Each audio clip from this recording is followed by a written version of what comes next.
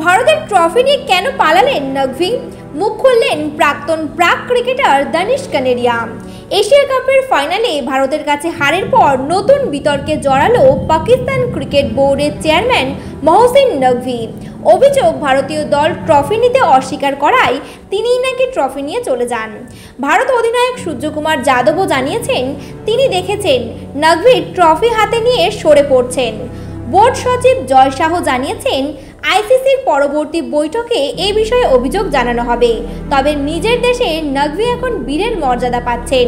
তাকে দেওয়া হচ্ছে শহীদ জুলফিকার আলী ভুট্টোর এক্সিলেন্স গোল্ড মেডেল। কারণ পাকিস্তানের অনেকে মনে করছেন ভারতের বিরুদ্ধে তার পদক্ষেপ সাহসী ও নৈতিক।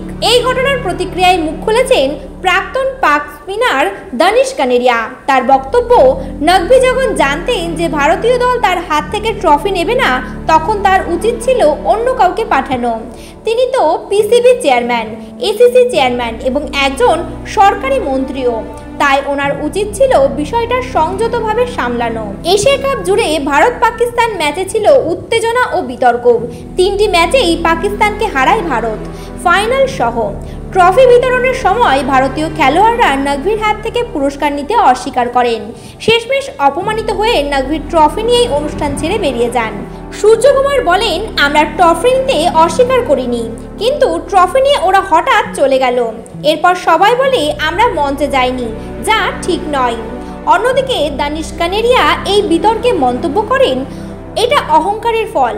পাকিস্তান দল এখন অহংকারে অন্ধ, তাই ভালো খেলতেও পারছে না। নকভির উচিত ছিল ট্রফি রেখে চলে যাওয়া, কিন্তু উল্টো নাটক বানিয়ে ফেলেছে ওরা। দুবাইয়ের ফাইনাল শেষ হলেও ভারত পাকিস্তান দ্বন্দ্ব এবার ট্রফি নিয়েই।